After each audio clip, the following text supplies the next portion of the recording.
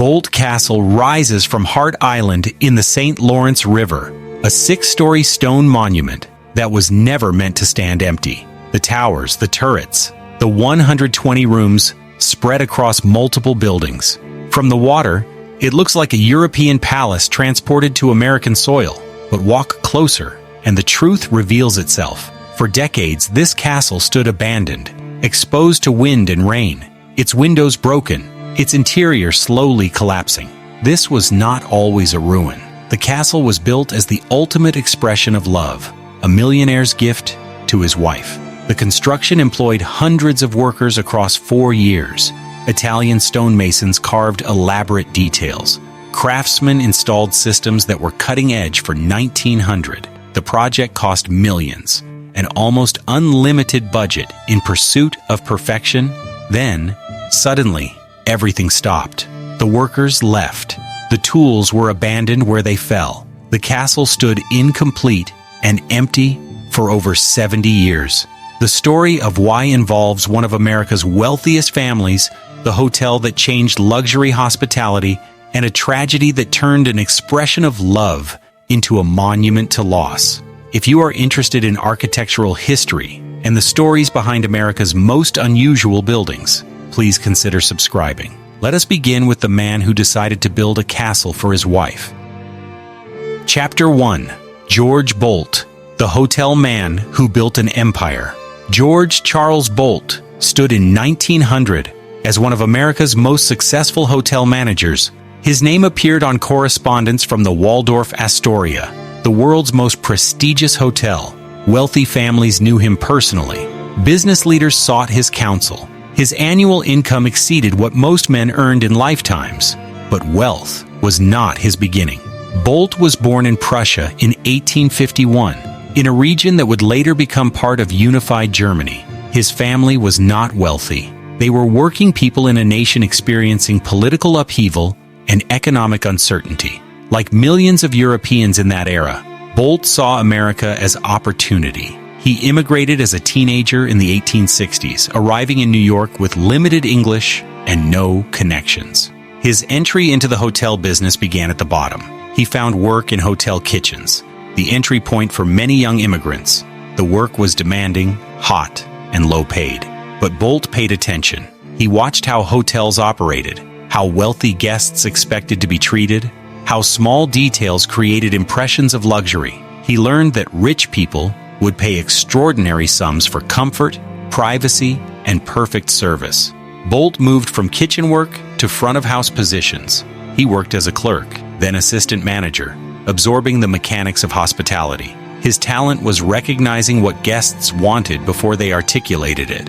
A wealthy businessman needed his newspaper and coffee at a specific time. A society woman required particular flowers in her room. Boldt trained staff to anticipate needs, to make luxury feel effortless. By the 1880s, Boldt managed prominent hotels in Philadelphia. He married Louise Carrer, the daughter of a Philadelphia businessman, in 1877. The marriage was both romantic and strategic. Louise understood society and had connections Boldt, as an immigrant, lacked. More importantly, she shared his ambition and possessed business sense that complemented his own. Boldt's reputation grew throughout the 1880s and 90s. He managed increasingly prestigious properties. Hotel owners sought him because he increased revenues. He renovated dining rooms, improved service standards, and attracted wealthy clientele who followed him from property to property. By the mid-1890s, Boldt had accumulated substantial wealth and investment capital. The opportunity that defined his career came in 1893. William Waldorf-Astor was building the Waldorf Hotel in New York City. Astor needed a manager who understood luxury hospitality at the highest level. He hired George Boldt. The Waldorf opened in 1893 and immediately became New York's premier hotel. 4 years later, when the adjacent Astoria Hotel was completed and the two properties merged, Boldt managed the entire Waldorf-Astoria complex. The Waldorf-Astoria revolutionized luxury hospitality. Boldt introduced innovations that became industry standards. He created the position of maître d'hôtel, a single authority overseeing all dining services. He insisted on consistent quality across all departments. He trained staff to recognize prominent guests by sight and to know their preferences without asking. Under Boldt's management, staying at the Waldorf-Astoria became a status symbol. By 1900, George Boldt had achieved what few immigrants accomplished. He was wealthy, respected, and socially prominent. He owned property in New York and Philadelphia. He invested in businesses beyond hospitality. His income from the Waldorf-Astoria alone exceeded $100,000 annually, equivalent to millions in modern currency. He had arrived at the summit of American hospitality, but Boldt's success in business was only part of his story. His wealth provided means, but his motivation came from family. Louise remained his partner in all ventures. Their children, daughter Clover and son George Jr., were raised in comfort and privilege. The Boldts lived well, but George's ultimate ambition was not accumulating more wealth. He wanted to create something permanent, something that would demonstrate to Louise what she meant to him. The hotel business had made him rich. Now he would use that wealth for love. Chapter 2. Louise, the partnership behind the fortune. Louise Carrer Boldt was not merely the wife of a successful man. She was his business partner, his social strategist, and the intellectual force behind many innovations credited to George. Understanding the Boldt fortune requires understanding Louise's contributions, though the historical record often minimized them, as was typical for women in that era. Louise was born in Philadelphia in 1860 to a family with established business connections. Her father operated a successful commercial enterprise. She received education beyond what was typical for girls of her era, learning French, studying music, and developing social skills that would prove valuable. When she married George Boldt in 1877, she was 17 years old. He was 26 and managing a Philadelphia hotel. The partnership began immediately. Louise involved herself in hotel operations in ways unusual for the period. She inspected rooms, evaluated housekeeping standards, and consulted on menu design. Her Philadelphia social connections brought wealthy guests. She understood what society women expected because she moved in those circles. George managed the business operations, but Louise shaped the guest experience. When George took the Waldorf-Astoria position in 1893, Louise moved with him to New York. The Waldorf's success depended partly on attracting society women for luncheons, teas, and social events. Louise made the hotel respectable for unescorted women, a significant accomplishment in 1890s New York. She consulted on the famous Peacock Alley, the hotel's promenade where society gathered. She advised on decor, on appropriate public spaces for women, and on creating an environment where social display could occur. Historical records preserve some of Louise's specific contributions. She designed menus for the Waldorf's restaurants, selecting dishes that would appeal to wealthy palates. She established standards for table settings and service that became hotel industry benchmarks. She trained female staff personally, insisting on particular standards of dress and behavior. These contributions were rarely credited publicly, but insiders knew Louise Boldt's influence permeated the Waldorf-Astoria. The Boldts had 2 children. Clover, their daughter, was born in the early 1880s. George Jr. followed several years later. Louise managed the household while maintaining active involvement in hotel operations. The family lived in luxurious apartments, first in Philadelphia, later in New York. They maintained summer residences and traveled to Europe periodically, visiting hotels and resorts to study continental hospitality standards. Louise's health became concerning in the 1890s. She suffered from a heart condition that doctors in that era could diagnose but not effectively treat. The ailment was not immediately life-threatening, but it caused fatigue and restricted her activities. Doctors recommended rest, fresh air, and avoiding stress. The recommendations were standard for the period and reflected medical understanding's limitations. The Boldts began seeking summer retreats where Louise could escape New York's oppressive heat and the constant demands of hotel society. They visited various fashionable resorts along the Atlantic coast and in the mountains. In the mid-1890s, they discovered the Thousand Islands region of the St. Lawrence River. The area was becoming popular with wealthy New Yorkers and Philadelphians who built summer cottages on the river's many islands. The Thousand Islands offered what Louise needed. The climate was cooler than New York City. The river provided constant breezes. The setting was peaceful compared to urban intensity. The Boldts purchased property on an island and built a summer house. They returned each year, and Louise's health seemed to improve in that environment. The river became their refuge. George Boldt's later decision to build Boldt Castle cannot be separated from Louise's influence and from his concern for her health. The castle was conceived as a permanent summer residence where Louise could live comfortably, surrounded by beauty and far from city stresses. It was also George's tangible expression of what Louise meant to him and to his success. Without her partnership, he might have become a successful hotel manager. With her contributions and support, he had built an empire. The castle would be his acknowledgement of that partnership, constructed in stone and visible from the river. Louise would have a palace because she deserved one. Chapter 3: The Thousand Islands, Playground of the Gilded Age. The St. Lawrence River forms part of the border between New York State and Ontario, Canada. The river connects Lake Ontario to the Atlantic Ocean, flowing northeast through a channel that varies in width from several hundred yards to several miles. Within a 50-mile stretch of the river, beginning near Kingston, Ontario, and extending to near Morristown, New York, the waterway contains islands. Many islands. The exact count depends on definition, but the region contains over 1,800 distinct landmasses, from bare rocks barely above water level to islands covering hundreds of acres. The islands formed thousands of years ago when glaciers retreated and water filled the landscape. The bedrock in the region is primarily granite and limestone, extremely durable stone that resists erosion. The islands consist of this bedrock, often with thin soil covering. Trees grow densely on larger islands. The water between islands ranges from shallow channels barely navigable by small boats to deep passages where lake freighters travel. Native American tribes inhabited the region for thousands of years before European arrival. The Iroquois Confederacy considered the river significant territory. The name Thousand Islands emerged from European explorers' attempts to catalog the bewildering number of landmasses. Early French explorers called the region Manitowana, from an indigenous word meaning Garden of the Great Spirit. European settlement began in the late 1700s. The region saw conflict during the War of 1812, with military engagements on both shores. After the war, the border was formalized, with the river serving as the international boundary. Islands were surveyed and assigned to either the United States or Canada based on their position relative to the navigation channel.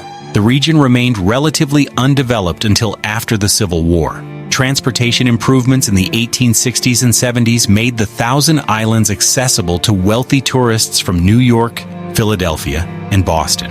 Railroad lines reached towns along both shores. Steamship services connected islands to mainland ports. What had been a remote waterway became a fashionable summer destination. The Thousand Islands offered wealthy visitors several attractions. The scenery was spectacular, with channels winding between forested islands and views extending for miles. The fishing was excellent, with bass, pike, and muskellunge in abundance. The climate was cooler than eastern cities during summer months. The isolation provided privacy impossible in urban environments, and the international border added exotic appeal, allowing easy travel between two nations. Grand hotels appeared in the 1870s and 80s. The Frontenac Hotel on Round Island became one of the region's premier destinations. Crossmont House on the American shore attracted wealthy guests. These hotels provided luxury accommodations and organized activities like fishing expeditions, boat excursions, and evening entertainments. The hotels established the Thousand Islands as a serious competitor to Newport, the Adirondacks, and other fashionable summer colonies. But hotels were only the beginning. Wealthy families began purchasing islands and building summer cottages. Cottage was the term used, but the structures were often massive. Families spent entire summers on their islands, entertaining guests, racing sailboats, and establishing elaborate social rituals. Island ownership became a status symbol. The more remote and scenic the island, the more desirable. Architectural styles varied. Some cottages replicated Adirondack camp styles, with rustic logs and stone. Others mimicked European villas, with formal gardens and classical details. Some were Victorian confections, with wraparound porches and ornate trim. The islands became showcases for architectural experimentation, each owner attempting to create something distinctive. Among the wealthy families who built on the islands were Pullmans, Bournes, and Wards. George Pullman, the railroad car manufacturer, owned an island. Frederick Bourne, president of the Singer Sewing Machine Company, built an elaborate castle on Dark Island. The concentration of wealth in the Thousand Islands during the Gilded Age was extraordinary. A boat trip through the islands passed dozens of grand estates, each representing millions in construction costs. Hart Island sat in the American Channel of the river, near Alexandria Bay, New York. The island contained approximately 5 acres of land. The topography was typical for the region, with granite bedrock, thin soil, and dense tree coverage. The island's position provided views in multiple directions. Deep water surrounded the island, allowing large boats to approach. The location was choice, visible from major channels but sufficiently removed for privacy. Before George Boldt purchased Hart Island, the property had minimal development. Previous owners had built a small structure, but nothing substantial. The island's value was its location and its potential. Boldt recognized both. In 1900, he purchased Hart Island and immediately announced his intentions. He would build a full-scale Rhineland castle on the island. The structure would serve as his family's summer residence. More specifically, it would be his gift to Louise, the grandest expression of love the Gilded Age would witness. The announcement created immediate interest. The Thousand Islands had large cottages and elaborate homes, but no one had proposed anything on this scale. Boldt's castle would transform Hart Island and would become the region's most ambitious architectural project. Chapter 4. The Design, a Rhineland Fantasy in America. George Boldt commissioned the Philadelphia architectural firm of G.W. and W.D. Hewitt to design his castle. The Hewitt brothers were established architects with experience in large-scale residential design. They had worked on projects for wealthy clients and understood the technical requirements of substantial structures. Boldt selected them based on their reputation and their ability to execute ambitious designs. The architectural style Boldt requested was specific. He wanted a Rhineland castle, the type of structure found along the Rhine River in Germany. These castles featured distinctive towers, steeply pitched roofs, and stone construction. The style evoked medieval European romanticism while incorporating modern comforts. Boldt and Louise had traveled in Europe and had seen actual Rhineland castles. The American version would reference those precedents while being designed for 20th century living. The main castle would rise 6 stories from the island's granite foundation. The structure would measure approximately 150 feet in length and 80 feet in width. The height would reach 120 feet from ground level to the highest tower peak. These dimensions would make the castle visible from miles away on the river, a landmark that would dominate the landscape. The castle would contain 120 rooms distributed across the 6 floors. The basement level would house mechanical systems, storage, and service areas. The ground floor would contain the main entrance hall, formal receiving rooms, and service access. The second floor, the piano nobile following European convention, would hold the principal public rooms, including a grand ballroom, dining room, library, and formal drawing rooms. The third and fourth floors would provide family bedrooms and guest suites. The fifth floor would contain additional guest rooms and servants' quarters. The sixth floor, essentially an attic level within the steeply pitched roof, would provide storage and access to tower spaces. The exterior design featured 4 distinctive towers at the corners of the main structure, each rising higher than the main roof line. The towers would contain private spaces, observation rooms, and stairwells.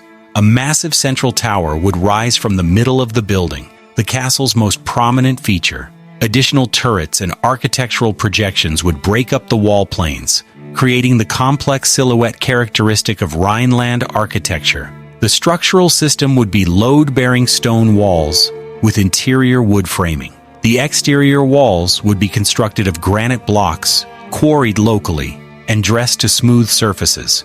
Wall thickness at the base would exceed 2 feet, providing structural stability and thermal mass. Windows would be large and numerous, with most rooms having multiple window openings to maximize light and river views. The mechanical systems planned for the castle were advanced for 1900. Electric lighting would illuminate all rooms, powered by a dedicated powerhouse building on the island. Steam heat would warm the castle, distributed through radiators in every room. The boilers would be located in the basement, with pipes running throughout the structure. Running water would supply numerous bathrooms and service areas. The castle would have elevators to transport passengers and goods between floors, eliminating the need to climb stairs in the 6-story structure. Beyond the main castle, the design included multiple supporting buildings. The Ulster Tower, a separate structure, would serve as a playhouse and recreation building. The design referenced the Ulster Tower in Hamburg, Germany, another European architectural quotation. The powerhouse would generate electricity for the castle and other buildings. A clock tower would house mechanical clocks visible from the water. Gardens would include formal plantings, pathways, and ornamental features. The castle's interior planning reflected Gilded Age residential standards. Public rooms would be large and elaborately finished. The ballroom would accommodate 100 guests. The dining room would seat 40 at a single table. The library would hold thousands of volumes. Private family spaces would be smaller but equally well appointed. Each bedroom would have an attached bathroom, unusual luxury for 1900, when most homes still used shared facilities. The timeline for construction was aggressive. Boldt wanted the castle completed within 4 to 5 years. For a project of this scale, the schedule was ambitious, but achievable, with sufficient labor and resources. The Hewitts prepared detailed construction drawings showing every element of the design. Stone dimensions were specified. Window sizes were calculated. Interior room layouts were drawn to exact measurements. The plans filled dozens of large sheets, each showing a different aspect of the design. Cost estimates were not strictly limited. Boldt had the resources to fund the project completely from his hotel income and investments. Accounts suggest he planned to spend between $2 and $3 million on the castle and related buildings, equivalent to more than $80 million in modern currency. The amount would make Boldt Castle one of the most expensive private residences being constructed in America during that period. The Hewitt firm completed the design work by late 1899. The drawings were approved, materials were ordered, contracts were signed with builders and craftsmen. The work would begin as soon as spring weather in 1900 allowed construction to start. The plans were ready. The vision was clear. Now came the harder part, transforming paper drawings into stone reality on a 5-acre island in the middle of the St. Lawrence River. Chapter 5. Breaking Ground. Transforming an island construction on Hart Island officially began in the spring of 1900.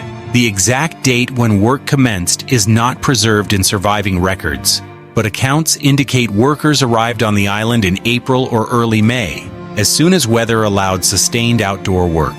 The first task was not building, but transforming the island itself. Hart Island in 1900 was heavily forested. Dense tree coverage obscured views and prevented easy movement around the island. The construction plan required clearing significant portions of the island to create building sites for the castle, the supporting structures, and the gardens. Workers began systematically removing trees, a labor-intensive process that took weeks. Trees were felled, cut into manageable sections, and removed from the island by barge. Stumps had to be extracted from the thin soil, often requiring digging around roots that penetrated into bedrock crevices. The island's topography required modification. The land surface was uneven, with granite outcroppings and small hills. The castle site needed leveling to provide a stable foundation surface. Workers used hand tools, horse-drawn equipment, and small amounts of explosives to reshape the terrain. Rock that could not be removed was sometimes incorporated into foundation plans. The work was physical, dangerous, and slow. Moving rock and earth on an island with no heavy machinery required enormous labor input. Simultaneously with clearing and grading, workers addressed the island's perimeter. Stone retaining walls were built along portions of the shoreline to prevent erosion and to create level terraces near the water. These walls used stone quarried on the island or brought from the mainland.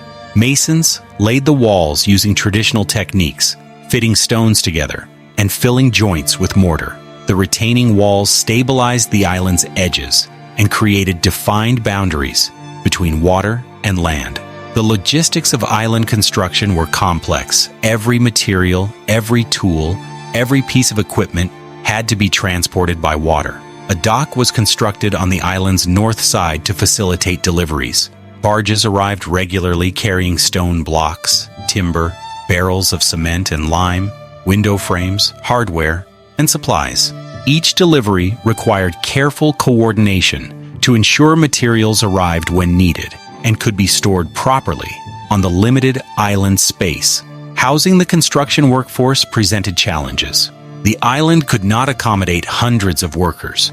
Most laborers lived on the mainland in Alexandria Bay and were transported to the island each morning by boat, returning at day's end.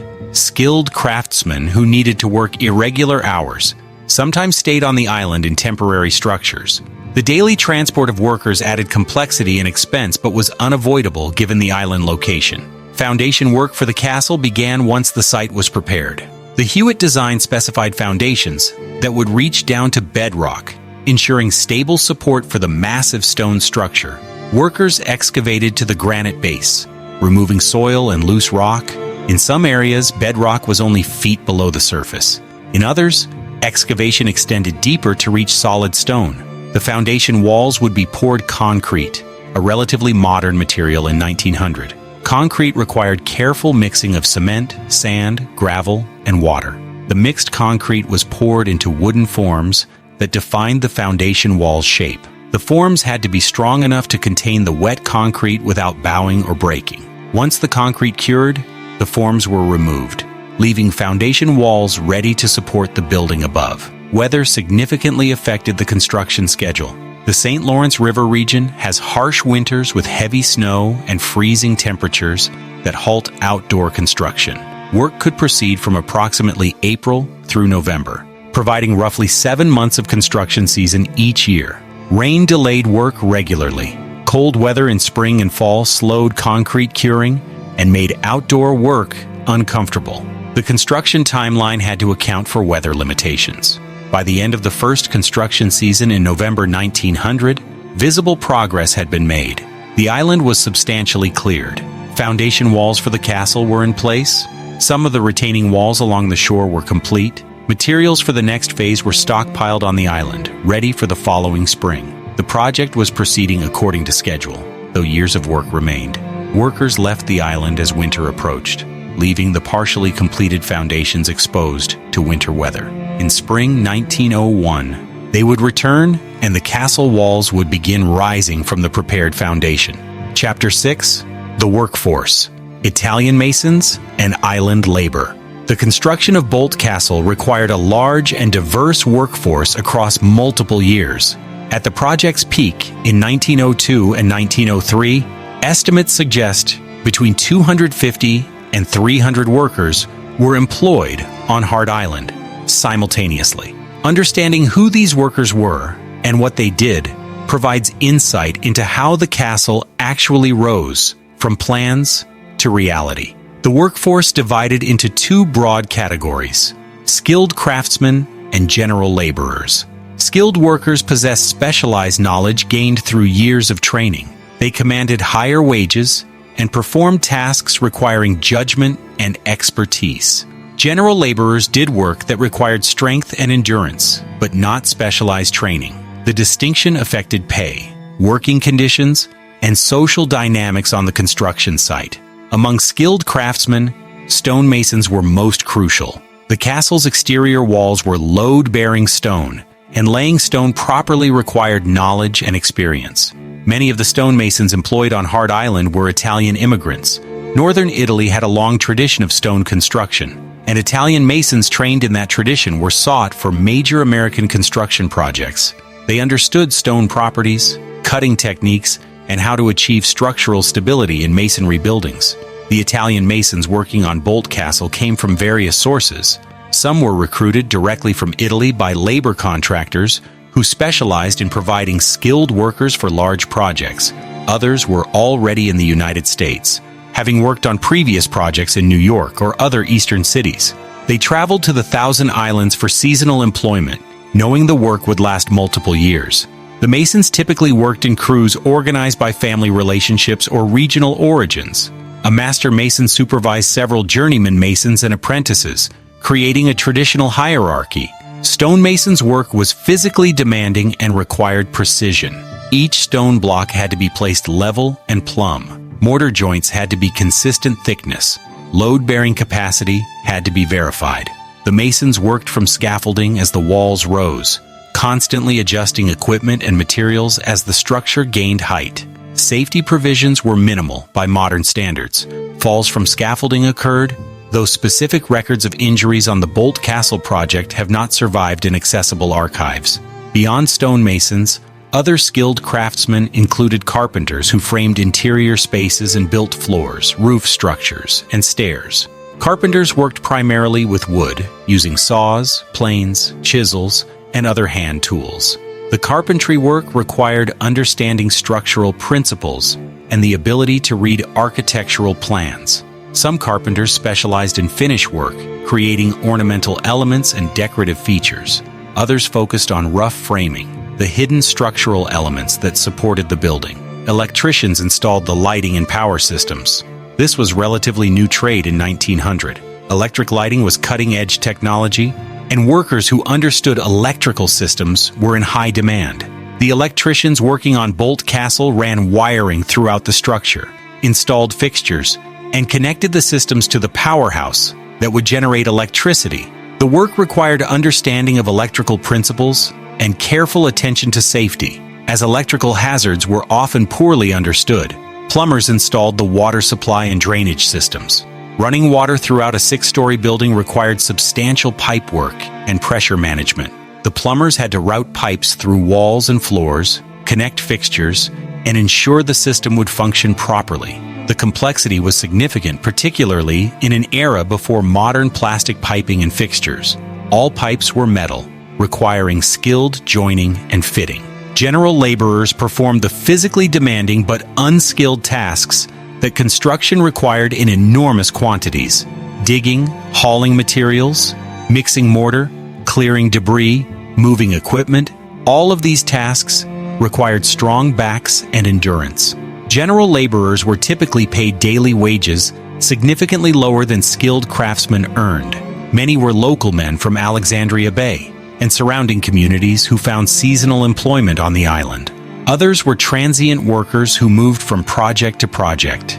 Working conditions on the construction site were governed by the standards of 1900, which were far different from modern expectations. The workday typically ran from dawn until dusk during long summer days, often 10 to 12 hours of actual work. There was no overtime pay, no safety regulations, no worker compensation for injuries. Workers who could not perform were simply dismissed and replaced.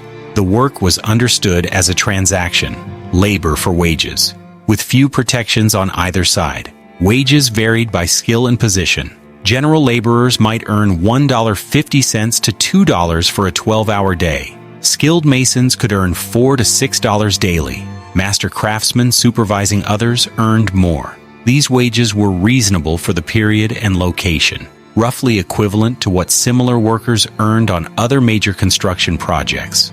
Workers provided their own hand tools in many cases, though large equipment belonged to contractors.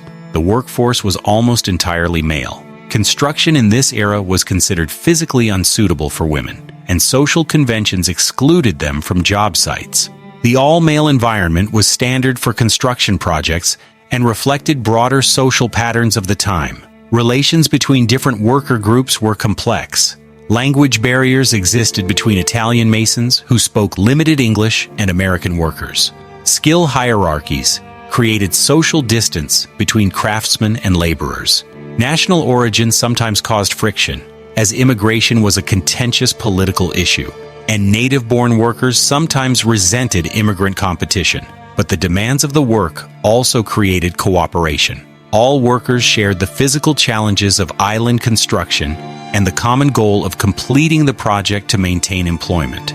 George Boldt's role as employer was largely indirect. He hired contractors and construction managers who in turn hired workers. But Boldt's reputation as an employer was reportedly positive. He paid promptly, which was not always the case with employers in that era. He visited the island regularly and took interest in the work's progress. Workers knew they were building something extraordinary for someone who had the resources to do it properly. The combination of steady employment, reasonable wages, and the interesting nature of the project made working on Boldt Castle desirable relative to other construction work available. Chapter 7. Building the Dream, Interior Systems, and Finishing Work. By 1902, the castle's exterior walls had reached full height. The granite facades rose 6 stories from the island's surface. The distinctive towers and turrets that defined the building's silhouette were taking shape. The roof structure was being built, a complex arrangement of timber framing designed to support the steep pitches and multiple levels the design required. The castle was becoming recognizable as a building rather than a construction site, though years of interior work remained before it would be habitable. The roof installation required careful carpentry. The design called for slate tiles, a durable and expensive roofing material. Slate tiles were quarried in Pennsylvania and Vermont and shipped to the island. Each tile was individual piece of stone, typically about 12 inches by 8 inches and roughly half an inch thick. The tiles overlapped like fish scales, creating a waterproof surface. Installing slate required skill because the brittle stone could crack if nailed improperly. Roofers worked from scaffolding on the steeply pitched surfaces, a dangerous environment where falls could be fatal. Once the building was weatherproofed, with the roof substantially complete, interior work accelerated. The interior framing divided the large structural shell into individual rooms. Carpenters built interior walls using wood studs spaced at regular intervals. The walls were not load-bearing because the exterior stone walls carried the building's weight, but interior partitions defined spaces and provided surfaces for finishing materials. The complexity of creating 120 distinct rooms within the structure required careful coordination between carpenters working on different floors. Floor structures throughout the building used timber joists, spanning between supporting walls. The joists were typically large-dimension timbers, often 12 inches deep, spaced at 16-inch intervals. Subflooring of rough planks was laid across the joists, creating the structural floor surface. Finished flooring would be installed later, often using hardwoods like oak for public rooms and simpler materials for service areas. The electrical system installation proceeded simultaneously with framing. Electricians ran wires through walls and ceilings, following the architectural plans that showed fixture locations. The wiring was cloth-covered copper, the standard for the era. The electrical system connected to the powerhouse building where generators would produce electricity. The castle would have electric lights in every room, an extraordinary luxury for 1900 when many homes still used gas lighting or kerosene lamps. The electrical installation included more than just lighting. Electric bells for summoning servants were wired throughout the building. Telephones connected different areas of the castle. Electric fans would provide air circulation. The system represented the cutting edge of residential technology. The complexity required careful planning and skilled installation to ensure reliability and safety. Plumbing installation was similarly complex. The castle would have numerous bathrooms, each requiring water supply pipes, drainage pipes, and fixtures. Hot water would be provided by boilers in the basement, with pipes distributing hot water throughout the building. The plumbing system had to account for pressure management across 6 stories. Water supplied to upper floors required sufficient pressure to function properly. Drainage relied on gravity, but required proper pipe sizing and venting to prevent backups. The heating system used steam produced in basement boilers. Steam pipes ran throughout the building, with radiators in each room releasing heat. The system required careful engineering to ensure even heat distribution and proper condensate return. Steam heating was sophisticated technology for 1900 and represented another luxury feature. Many homes in this era still relied on wood or coal stoves in individual rooms. Elevators were installed to provide vertical transportation. The castle would have both passenger elevators for family and guests and service elevators for staff moving supplies. The elevators were hydraulically operated, using water pressure to raise and lower the elevator cars. The machinery occupied substantial space in the basement. Installation required coordinating between multiple trades because elevator shafts extended through all floors and required structural openings, machinery installation, and finish work. Interior finish work proceeded room by room.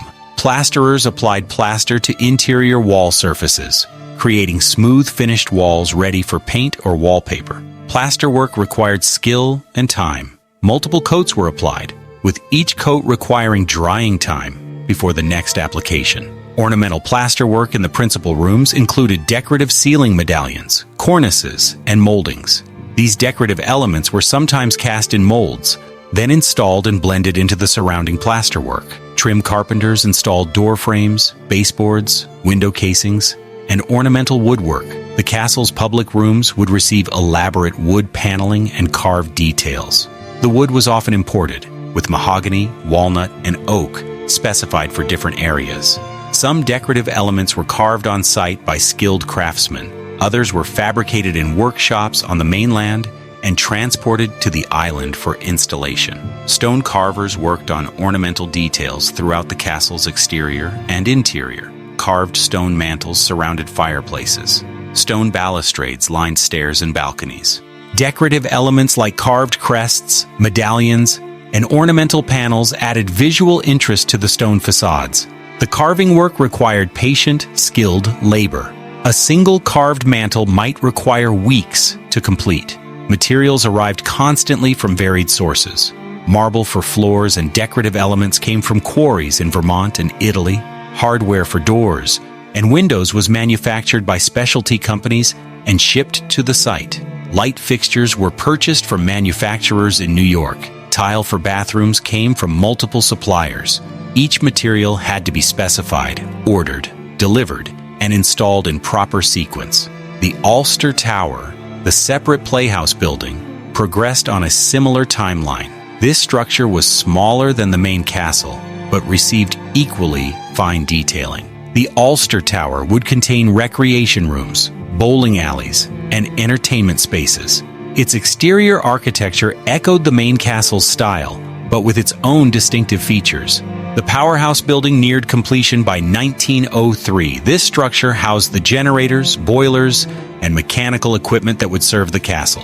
The building itself was architecturally notable, designed in a style that complemented the castle but clearly identified it as a service structure. The equipment installation was specialized work requiring mechanical engineers and experienced technicians. By late 1903, the castle was substantially advanced. The exterior was complete. The roof was in place. Windows were installed. Interior systems were largely complete, though finish work continued. Furniture was being commissioned. Gardens were being designed and planted. The project was on track for completion in 1904. The workers who had labored for 4 years could see the approaching conclusion. George Boldt visited frequently, inspecting progress and making decisions about final details. Louise had seen the castle rise from foundation to nearly complete structure. The dream was becoming reality.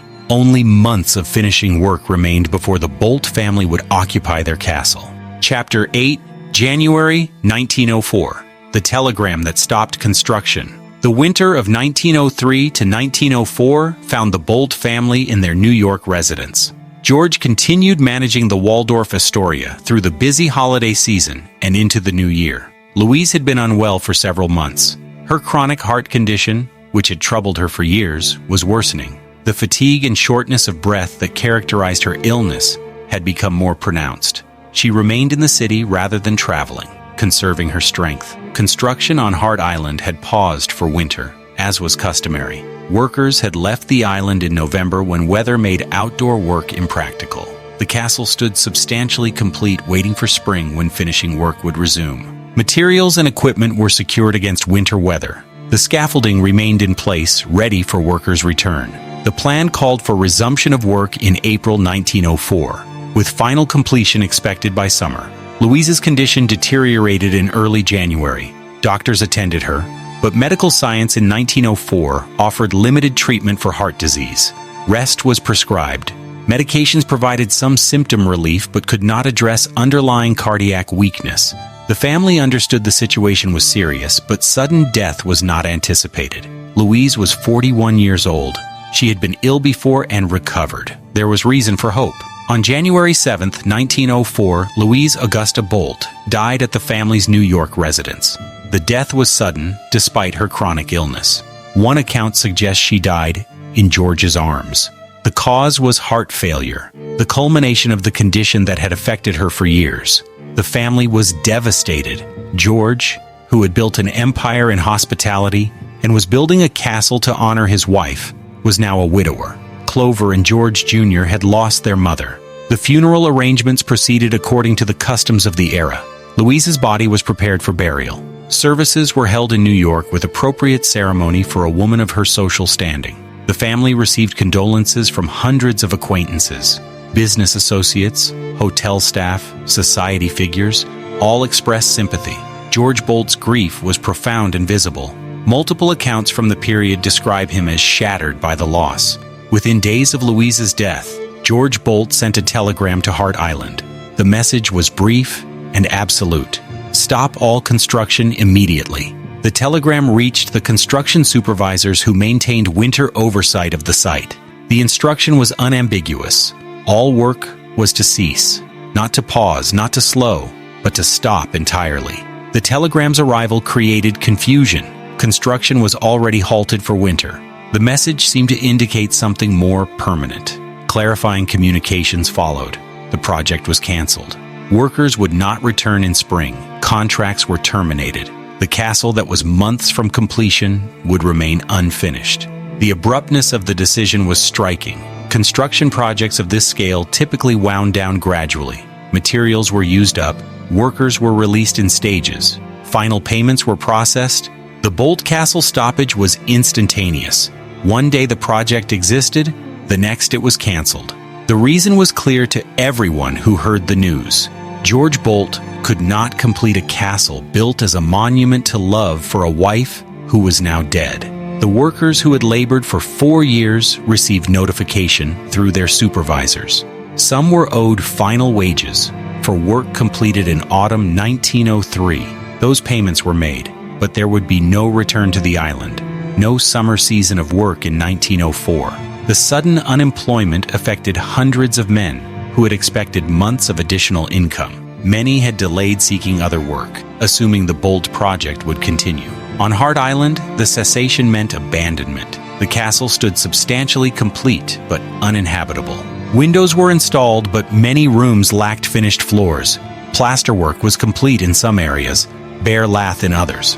Electrical wiring was installed but not connected to power. Plumbing was in place but not tested. The building was weatherproof but not finished.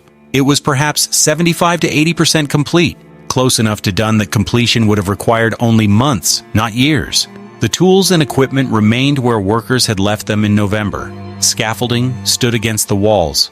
Materials were stacked in rooms and on the grounds. The construction site was frozen in time, preserved at the moment of abandonment. In most projects, equipment would be removed, materials would be salvaged, and the site would be cleared. George Boldt apparently could not bear to deal with these details. Everything simply stopped. The other buildings on the island were at various stages of completion. The Ulster Tower was substantially finished externally, but had incomplete interiors. The powerhouse was complete and could have operated but was never activated. The gardens were partially planted. Pathways were laid but not all finished. The entire vision was interrupted mid-realization. George Boldt never visited Hart Island again after Louise's death. He could not face the place that was to have been their summer palace. The island that was to have been filled with family life and joy became instead a reminder of loss. The grand gesture of love that the castle represented became meaningless without the person it honored. Boldt returned to his work at the Waldorf-Astoria, burying himself in hotel management. But the castle he built for Louise sat empty, exposed to weather, beginning the slow process of deterioration that would continue for 70 years. Chapter 9. Walking Away. The castle sits, frozen in time. George Boldt's life continued after Louise's death, though accounts suggest he was never the same. He remained general manager of the Waldorf-Astoria until 1918, maintaining his position as one of America's premier hoteliers. He continued to command respect in the hospitality industry. His professional reputation remained intact, but personally, he was diminished. The man who had been animated by ambition and love now simply maintained his routines. Boldt never remarried. He focused on business and on his children. Clover married and had her own family. George Jr. eventually entered the hotel business, learning from his father. The family maintained their social standing and financial security. But the joy that had characterized the Boldt household in the 1890s, when George and Louise built their empire together, was gone. Hart Island remained in Boldt's legal possession. He paid taxes on the property. He retained ownership of all the buildings and improvements. But he did nothing with the property. He hired no caretakers.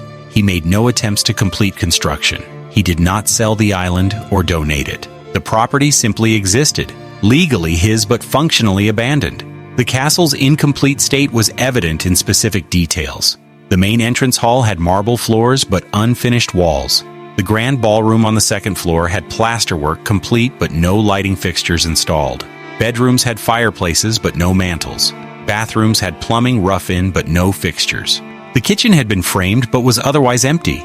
Every room told the same story, interrupted mid-process. The electrical system was perhaps the most poignant incompletion. All the wiring was installed. Junction boxes were in place. Switch locations were marked, but no fixtures were connected, and the powerhouse was never activated. The castle had been designed to be brilliantly lit, a beacon visible from the river at night. Instead, it sat dark. The heating system was similarly incomplete. The boilers had been installed in the basement. Steam pipes ran throughout the building. Radiators sat in rooms waiting for connection, but the system was never charged with water, never fired, never used. The castle, designed for year-round comfort, remained unheated. Furniture that had been commissioned for the castle never arrived. George Boldt canceled those orders. Decorative elements that had been fabricated but not yet installed were left in storage or returned to suppliers. The castle would never receive the finishing touches that would have made it a home. The grounds showed similar abandonment. Garden beds that had been prepared but not fully planted slowly reverted to weeds. Pathways were incomplete. The formal landscape design that was to have complemented the castle's grandeur was never realized. Nature began reclaiming the island, trees and undergrowth filling in cleared areas. The Ulster Tower stood complete externally, but empty internally. This building, designed as a playhouse and entertainment center, never hosted the family gatherings it was built for. The bowling alley was never used. The recreation rooms remained bare. The tower became another monument to interrupted plans. The powerhouse was perhaps the most complete building on the island. It was functional and could have operated, but without the castle being occupied, there was no need for the electricity it would generate. The generator sat idle. The boilers were never fired. The building served no purpose. Over the first years after abandonment, some deterioration occurred, but the pace was slow. The slate roof kept weather out. The windows remained intact initially. The stone walls were structurally sound. The castle could have been completed relatively easily in the years immediately after 1904. But as years passed, the difficulty of completion increased. Local residents in Alexandria Bay and surrounding communities regarded the abandoned castle with curiosity and sadness. Everyone knew the story. The grand project built for love, abandoned in grief. The castle became a local landmark visible from the river, a constant reminder of George Boldt's loss. Boats passing the island would slow so passengers could view the empty structure. The story spread beyond the local area, becoming part of the Thousand Islands lore. George Boldt died in December 1916 at age 65. He had outlived Louise by 12 years. His obituaries noted his accomplishments in the hotel industry and mentioned the abandoned castle as a curiosity. Boldt's estate was substantial, worth several $1 million. His will provided for his children and made various bequests. But the will's treatment of Hart Island was telling. The property was left to his estate, without specific instructions. The implication was clear. Boldt never decided what should happen to the castle because he never resolved his feelings about it. After George's death, ownership of Hart Island passed to the Boldt estate. The executors had no personal attachment to the property and no interest in completing or maintaining it.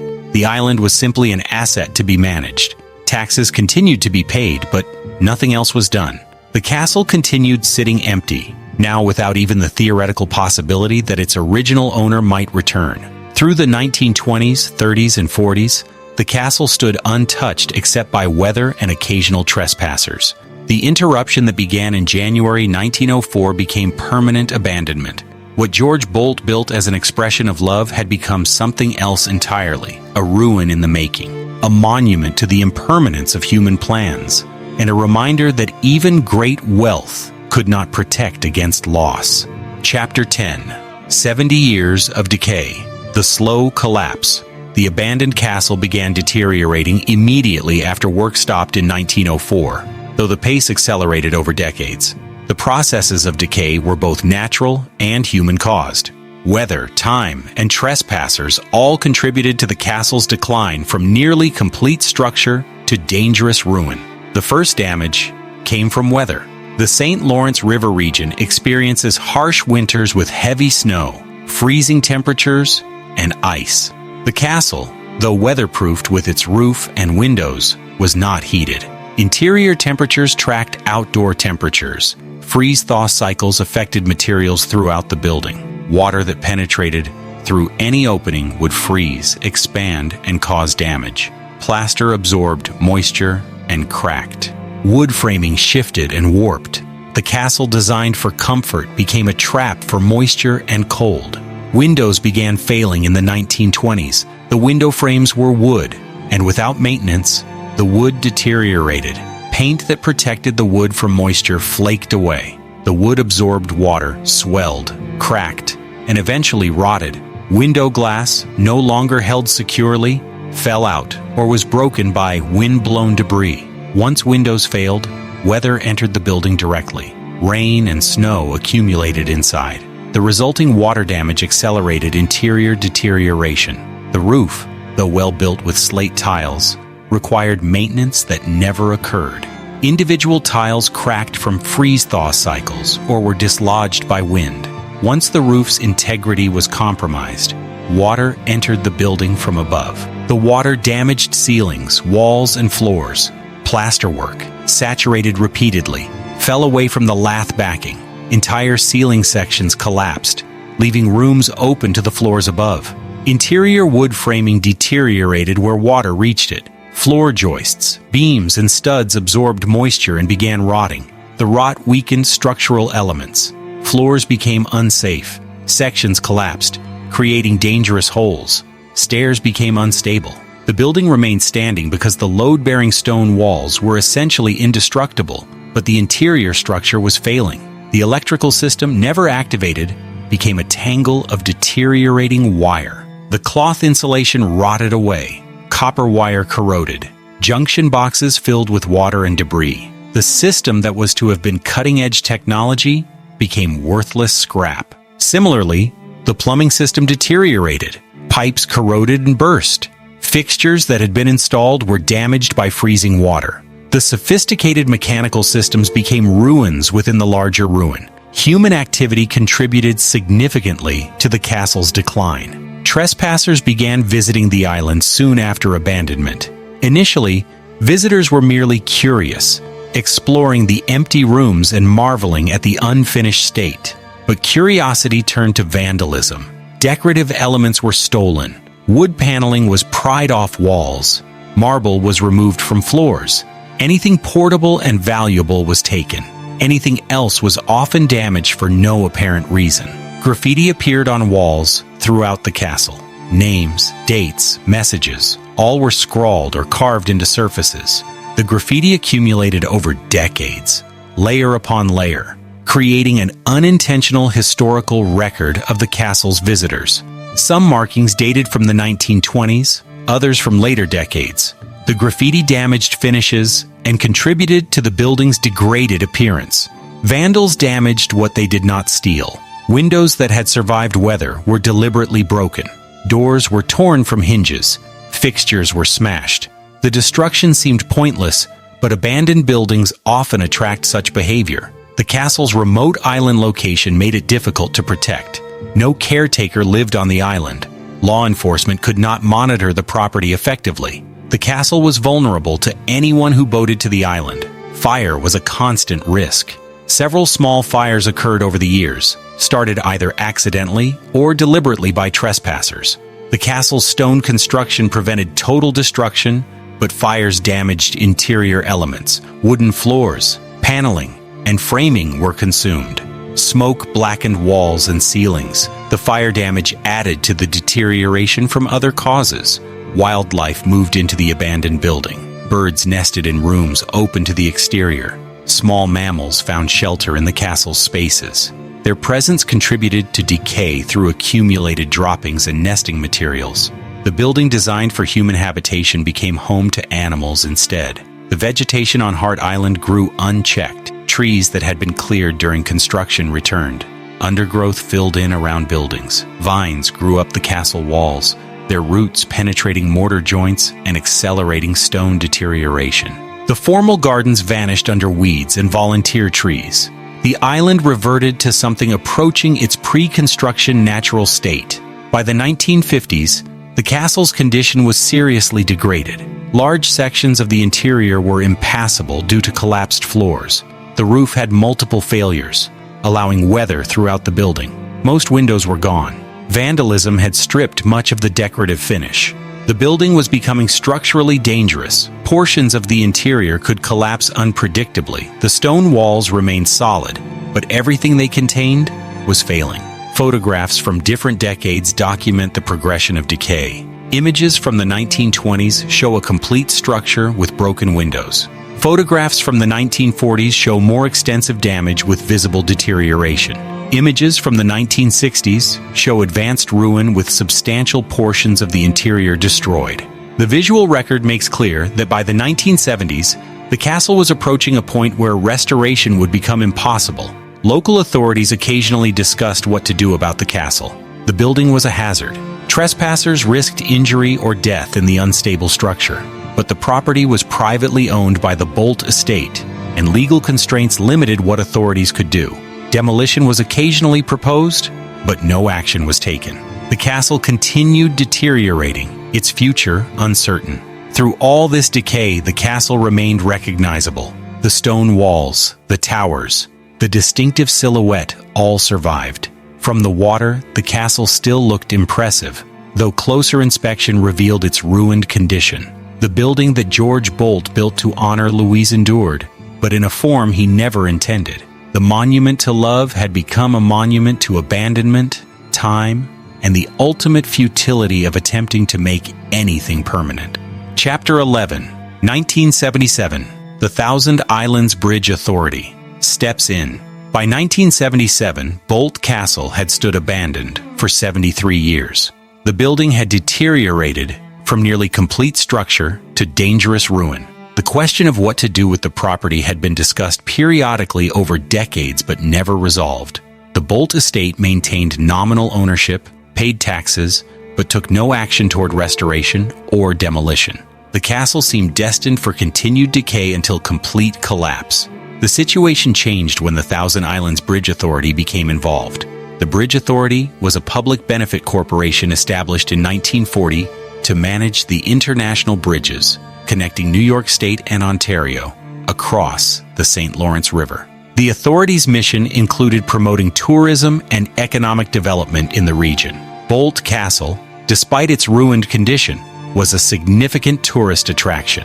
Thousands of boaters passed the island each summer. The castle's story was well known.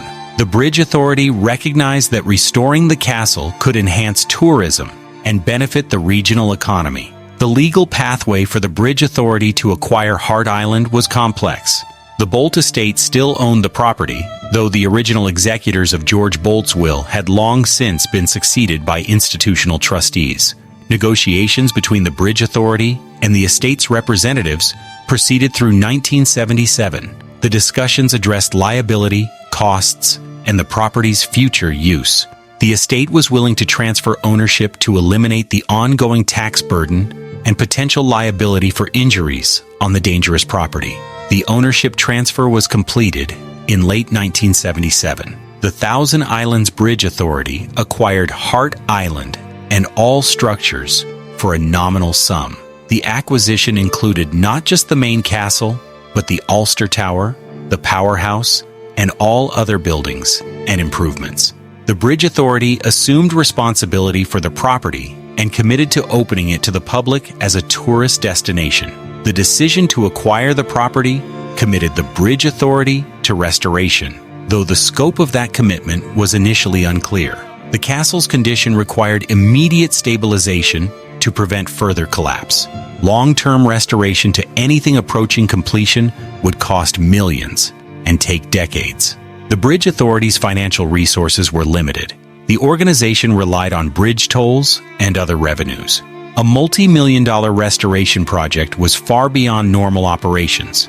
An initial assessment of the castle's condition was conducted by engineers and architects in 1978. The evaluation was sobering. The building was structurally unstable in many areas. The roof required extensive repair or replacement. Most interior finishes were destroyed or damaged beyond repair. Systems were worthless. The assessment estimated that making the building safe for visitors would require hundreds of thousands of dollars. Full restoration to anything approaching George Boldt's vision would cost several $million. The Bridge Authority adopted a phased approach. The first priority was stabilization, making the building weatherproof and structurally safe. This would halt further deterioration and allow public access to portions of the structure. Later phases would address restoration of specific rooms and areas as funding permitted. The approach was pragmatic, acknowledging financial constraints while preserving the option of eventual complete restoration. Funding for restoration would come from multiple sources. The Bridge Authority allocated some resources from its operating budget, but the larger strategy relied on revenue from visitors. The plan was to open the castle to tourists as soon as basic stabilization allowed, charge admission fees, and use that revenue to fund ongoing restoration work. The approach created a self-funding mechanism where the castle would essentially pay for its own restoration over time. Public interest in the restoration project was strong.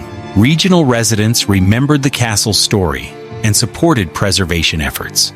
The romantic narrative of the castle built for love and abandoned in grief resonated with people. Media coverage of the restoration project generated wider interest.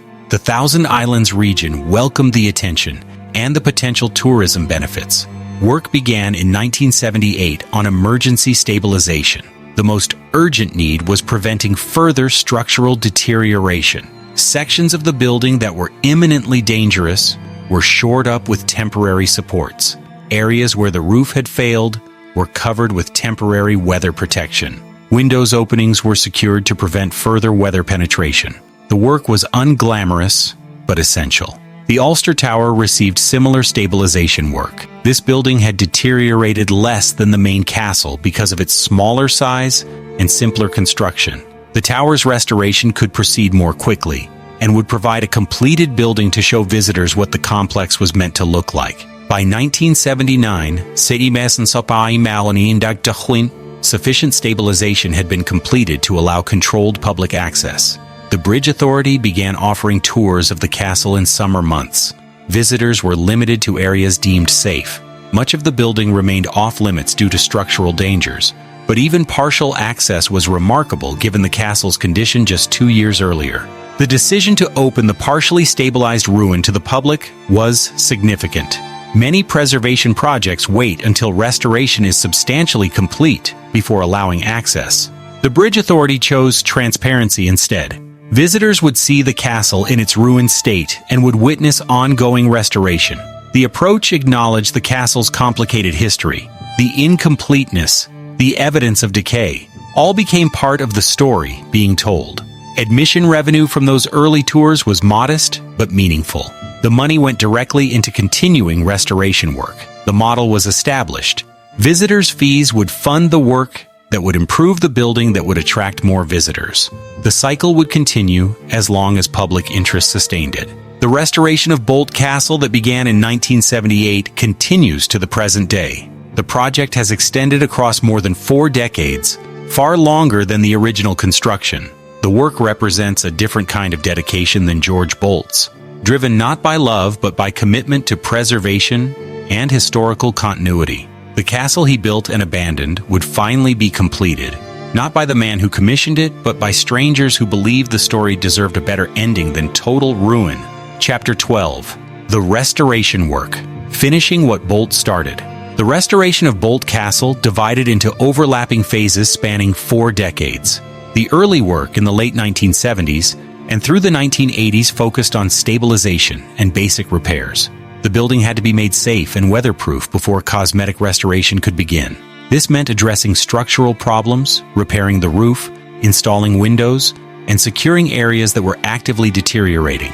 Roof repair was the first major project. The original slate roof had failed in multiple areas. Missing tiles had allowed water penetration for decades.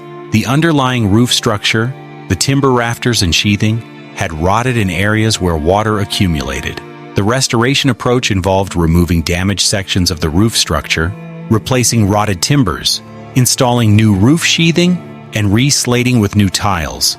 The work was complicated by the roof's complexity, with its multiple levels, steep pitches, and tower sections. Slate for the restoration came from the same Pennsylvania quarries that supplied the original construction. Matching the original slate's color and texture was important for maintaining the castle's historic appearance. The slate tiles were installed using traditional techniques. Each tile individually hung on the roof structure with copper nails. The process was slow but durable. A properly installed slate roof would last a century or more. Window restoration posed different challenges. Most of the original windows were gone, destroyed by weather and vandalism. The window openings remained in the stone walls, but the frames and glass were missing. The restoration team faced a choice. They could replicate the original window designs exactly, which would be expensive and time-consuming, or install modern windows that approximated the originals, while using contemporary materials and techniques. The decision balanced historical accuracy with practicality. The restored windows used modern materials, but matched the original design's appearance. Installing hundreds of windows throughout a 6-story building required substantial labor. Each window opening had to be measured individually because stone construction in 1900 was not perfectly uniform. Window frames were fabricated to fit specific openings, then installed and sealed against weather. The work proceeded floor by floor, gradually making the building weatherproof. Interior restoration required decisions about how to treat spaces that had been damaged or never finished. Some rooms had been substantially complete in 1904 when construction stopped. These spaces retained plasterwork, flooring, and architectural details. They required cleaning, repair, and restoration of damaged elements. Other rooms had been incomplete in 1904 and had deteriorated further during abandonment. These spaces essentially required starting over, completing work that was never done initially, and repairing 70 years of decay. The restoration philosophy adopted by the Bridge Authority emphasized completion over preservation of ruin. The goal was to finish the castle as George Boldt would have wanted, not to preserve it as a romantic ruin. This meant completing unfinished rooms, installing missing fixtures, and creating functioning spaces. The approach was consistent with Boldt's original intentions, though it required interpretation of what he would have wanted based on the architectural plans and comparable spaces. Plasterwork throughout the building required extensive restoration. Where original plaster survived, it was repaired. Where plaster had fallen away, new plasterwork was installed. Decorative plaster elements, the ceiling medallions and ornamental cornices, were replicated where originals were lost. Craftsmen created molds from surviving examples and cast new elements to match. The work required traditional plastering skills that were becoming rare by the late 20th century. Flooring restoration addressed decades of water damage. Hardwood floors in public rooms had buckled, warped, and rotted in areas where water penetrated. The restoration removed damaged flooring and installed new material matching the original wood species and patterns. In some areas, original flooring survived in good condition and could be refinished. The result was a combination of preserved original material and new work that blended seamlessly. The electrical system was completely new. The original wiring from 1900 was worthless, and even if it had survived intact, it would not meet modern electrical codes. The restoration installed contemporary electrical systems throughout the building, including modern wiring, circuit breakers, and safety features. Light fixtures were chosen to approximate the appearance of early 20th century designs while using modern components. The compromise balanced historical appearance with safety and functionality. The heating system was similarly modernized. The original steam heating system could not be restored because modern boilers and controls were more efficient and reliable. The restoration installed modern HVAC systems capable of heating and cooling the building. The systems were designed to be as unobtrusive as possible, with equipment hidden in basements and service areas, and distribution systems routed through existing chases where possible. Plumbing restoration faced similar challenges. Original plumbing, where it existed, was corroded and obsolete. The restoration installed modern plumbing throughout the building. Bathrooms received new fixtures that approximated early 20th century styles. The work required routing new supply and drain lines through walls and floors, often requiring creative solutions to avoid damaging historic fabric. The Ulster Tower was restored to completion by the mid-1990s. This smaller building was easier to complete and served as a demonstration of what the entire complex would look like when finished. The tower now houses a museum about the castle's history, displays about George and Louise Boldt, and information about restoration work. Completing the tower provided encouragement that the main castle could eventually be finished. The powerhouse building was restored but repurposed. Rather than installing electrical generation equipment that would never be used, the building was converted to a yacht house with boat slips.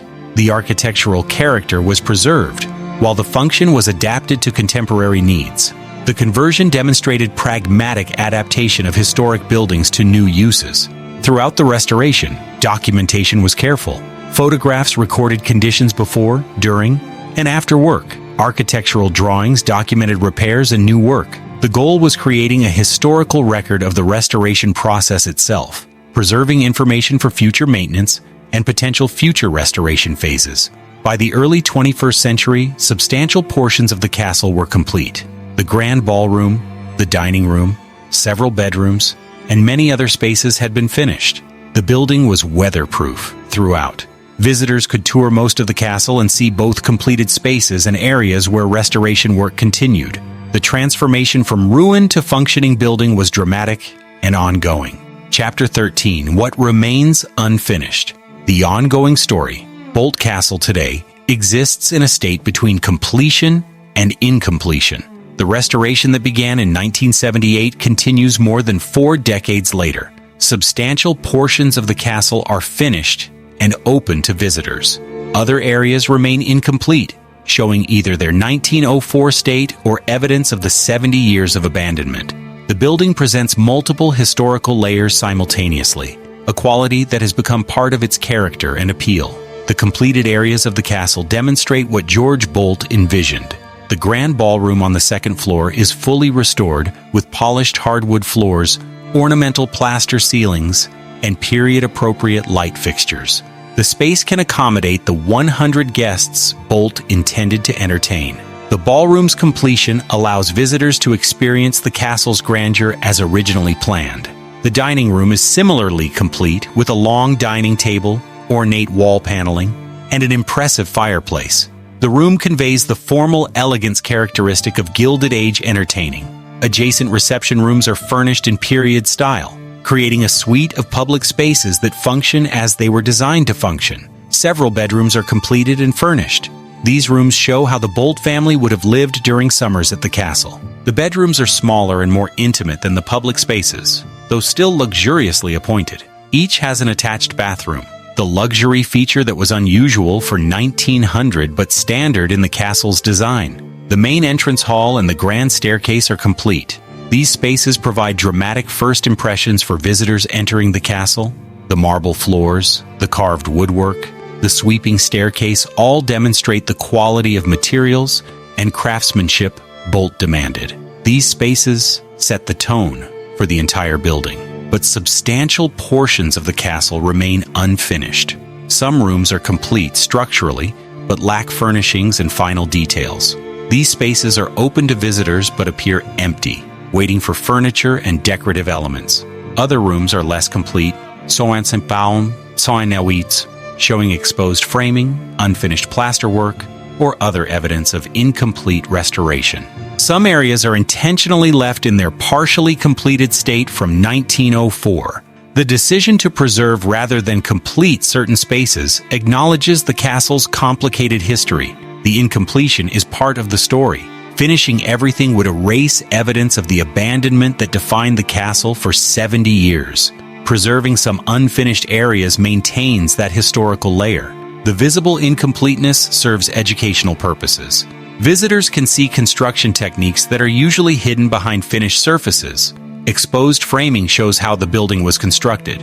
Areas where plaster is missing reveal the lath backing and application methods. The incomplete state becomes a teaching opportunity about construction practices in 1900. Interpretive signage throughout the castle explains what visitors are seeing. Information about George and Louise Boldt, the original construction, the abandonment, and the restoration provides context. Photographs from different periods show the castle's evolution from construction site to completed structure to ruin to restored building. The interpretation acknowledges all phases of the castle's history as significant. The restoration work continues on a seasonal schedule. Construction crews work on the island during summer months when weather permits. Winter halts outdoor work, just as it did during original construction. Each season brings progress on specific projects. A room might be completed one year, a building system upgraded another year. The pace is steady but not rushed. Funding for ongoing restoration comes primarily from admission revenue. The castle attracts approximately 100,000 visitors annually. Admission fees provide steady income that funds continuing work. Additional revenue comes from special events. The castle can be rented for weddings and other occasions. Private donations supplement the earned revenue. The funding model has proven sustainable, allowing restoration to continue incrementally. Some elements of Boldt's original plan remain unrealized and may never be completed. The elaborate formal gardens were never finished in 1904 and have not been fully restored. The current landscape includes some garden elements but is simplified compared to the original design. Completing the gardens to original specifications would cost millions and require ongoing maintenance that current resources cannot support. Some architectural elements were damaged beyond restoration. Decorative carvings, ornamental details, and architectural features that were destroyed during abandonment cannot always be replicated. In these cases, the restoration installs simplified versions or leaves gaps that acknowledge the losses. The approach is honest about what can and cannot be recovered. The castle's mechanical systems are modern, not historical. Visitors see period-appropriate light fixtures and finishes, but the wiring, climate control, and safety systems are contemporary. This compromise is necessary for building codes and visitor safety. The castle functions as a modern building while maintaining historical appearance. The total cost of restoration through the present exceeds $20 million, a figure that continues increasing with ongoing work. The amount is substantial, but should be compared to the original construction cost of approximately $2.5 million in $1,900. Adjusting for inflation, Boldt's investment was equivalent to roughly $75 million in modern currency. The restoration has cost less than the original construction, though it has taken far longer. The question of when restoration will be complete, hence the question of when we full, has no clear answer. Work will continue as long as funding permits, and as long as areas remain unfinished.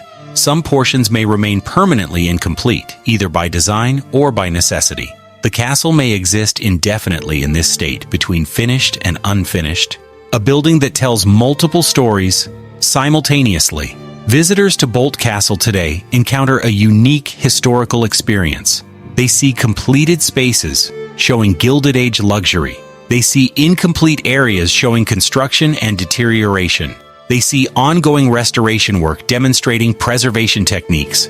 The building presents its entire history, from conception through construction, through abandonment, through restoration. The complexity is not a failure, but an honest presentation of a complicated story. The castle that George Boldt built to honor Louise, that sat abandoned for 70 years, and that has been slowly restored for 4 decades, exists now as all of these things at once.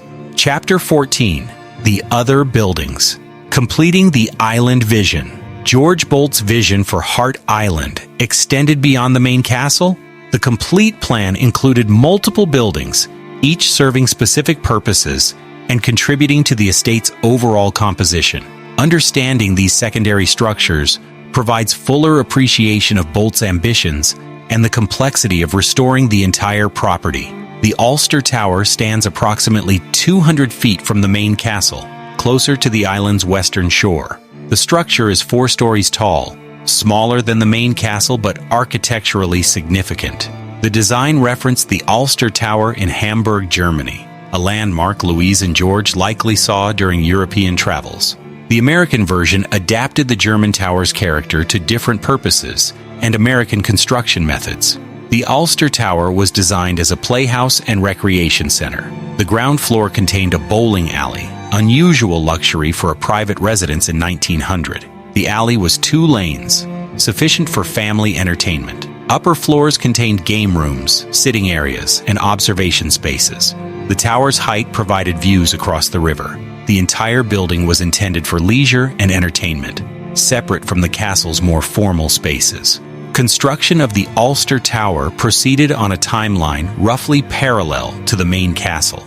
The structure was substantially complete externally by 1904 when work stopped.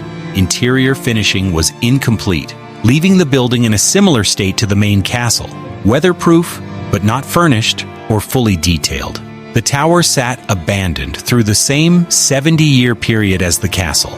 The Ulster Tower's restoration began in the 1980s after basic stabilization of the main castle. The building's smaller size made complete restoration more achievable within available budgets. The exterior stonework was repaired, the roof was restored, windows were installed, interior spaces were completed. By the mid-1990s, the Ulster Tower was fully restored and open to visitors.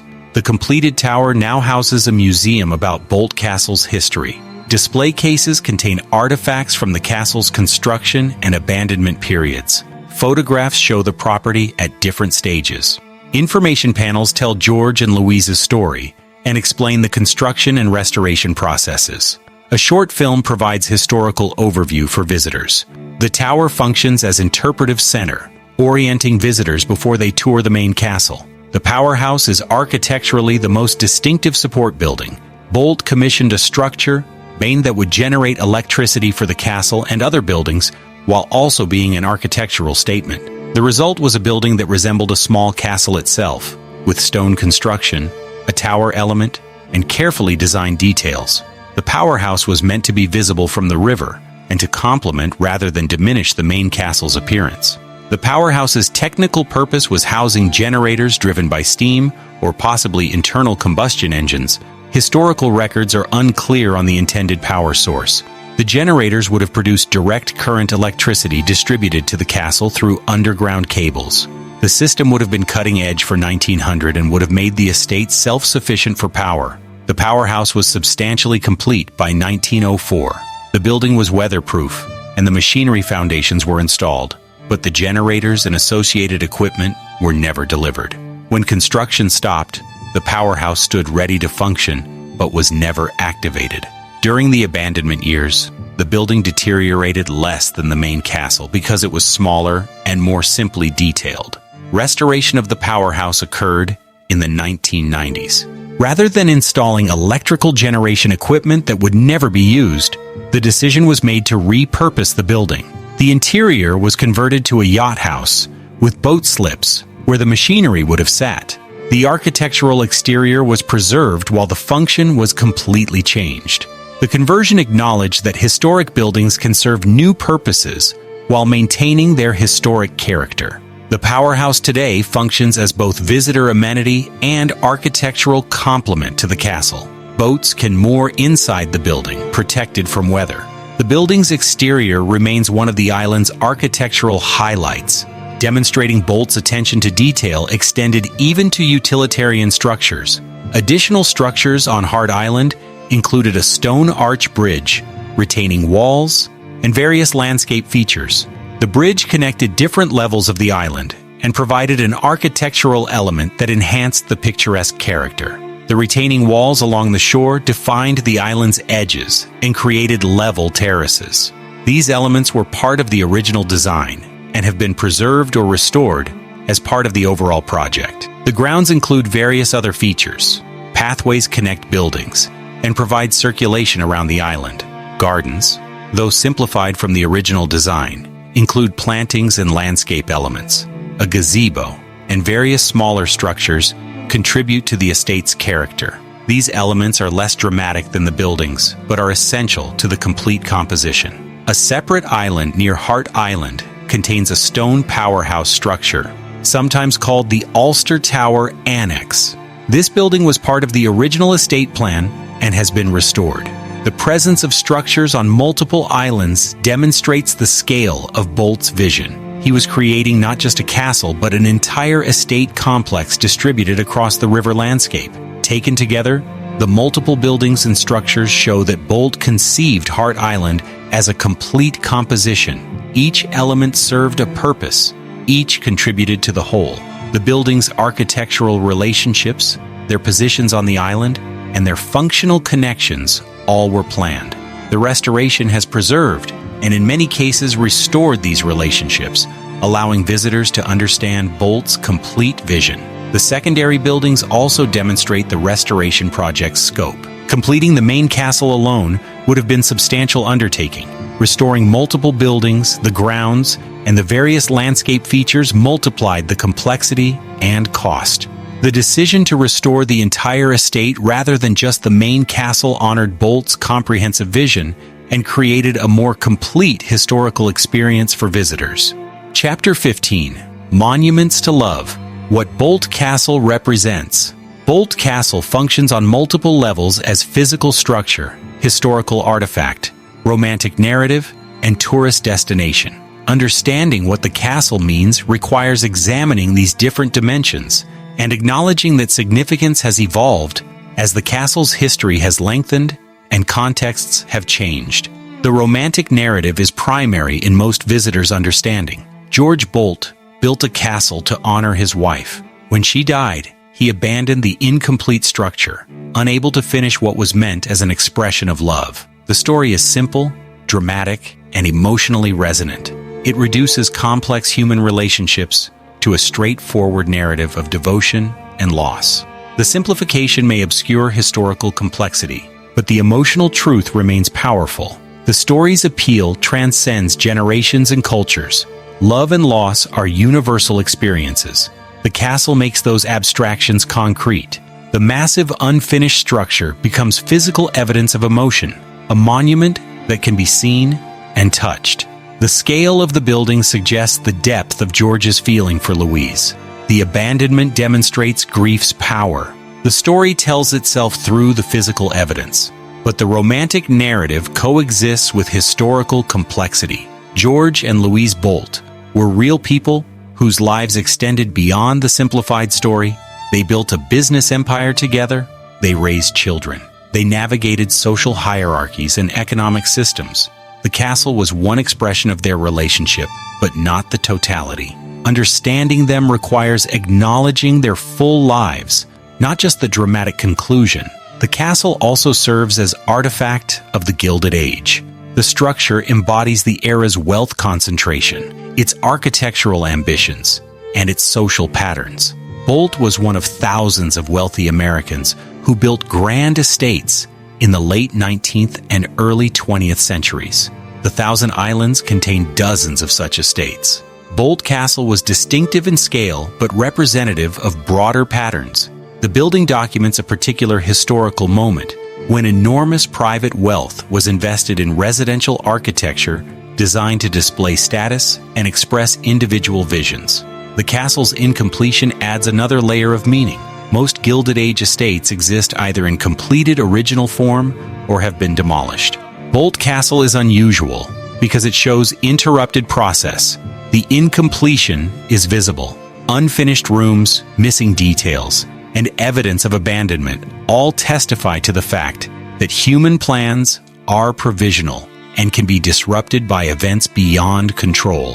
The incompletion makes the castle more interesting than it would be if simply completed.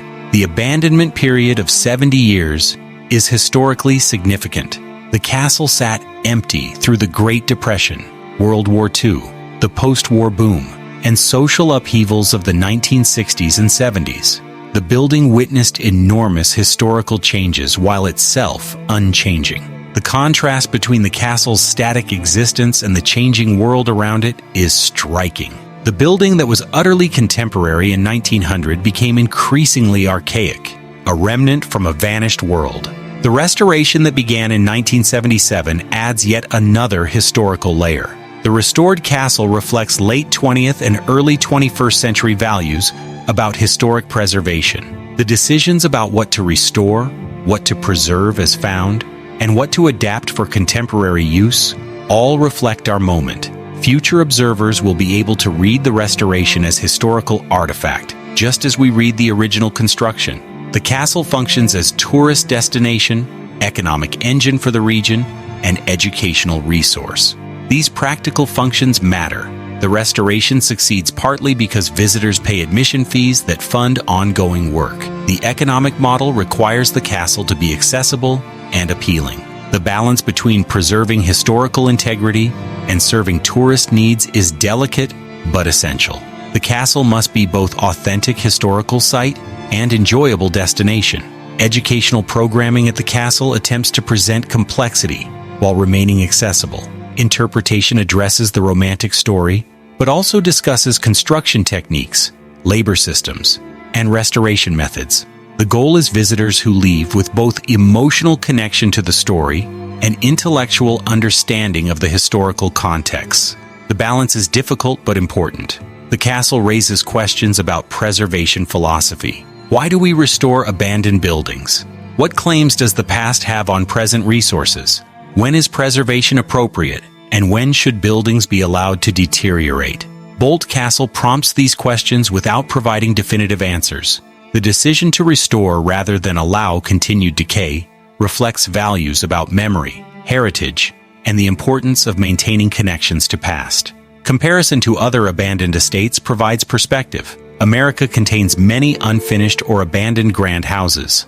Most have been demolished or left to collapse completely. Boldt Castle survived partly due to its island location, which protected it from redevelopment pressure, and partly due to its dramatic story, which generated interest in preservation. The survival was not inevitable, but resulted from specific conditions and decisions. The castle's enduring appeal suggests something about human nature. We are drawn to stories of love and loss, to evidence of past grandeur, to ruins that prompt reflection on impermanence. The castle provides all of these. It is simultaneously romantic monument, historical artifact, architectural achievement, cautionary tale about impermanence, and demonstration of preservation's possibilities. The multiple meanings coexist without conflict. For contemporary visitors, Boldt Castle offers various experiences. Some come for the romantic story. Others appreciate the architecture. Some are interested in construction techniques and preservation work. Others simply enjoy exploring an unusual place. The castle accommodates all these interests because it operates on multiple levels simultaneously. The castle George Boldt built to honor Louise has become something neither of them could have anticipated. It has outlived them by more than a century. It has passed through abandonment to restoration. It has been seen by millions of visitors who know their story. The building persists, while the people who created it are long gone. The monument they built has achieved a form of permanence, though not in the way they intended. Boldt wanted to create a place where Louise would be comfortable and happy. Instead, he created a place where their story continues being told, where visitors reflect on love and loss, and where the past remains visible in stone. If monuments succeed by keeping memory alive, then Boldt Castle has succeeded beyond its builders' expectations. Boldt Castle stands today on Hart Island, no longer empty, no longer abandoned. The restoration continues, season after season, room by room. What George Boldt started in 1900 and abandoned in 1904 is being completed more than a century later by people who never knew him or Louise. The castle receives visitors now, over 100,000 each year. They walk through completed rooms where Louise was meant to live. They see unfinished spaces that still wait for final touches. They learn the story of love that built 120 rooms and grief that left them empty for 70 years. The building that was meant to be a private expression of devotion became something public instead. The monument to one woman's importance to one man now speaks to everyone about love, loss, and the things we build that outlast us. The stone walls George commissioned still stand. The towers still rise above the river.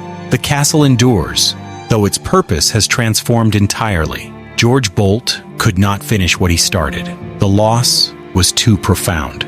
But the castle he built has been finished by others who believed the story deserved completion. The work continues because people still respond to what the castle represents. A grand gesture frozen in time, then slowly brought back to life through decades of patient restoration.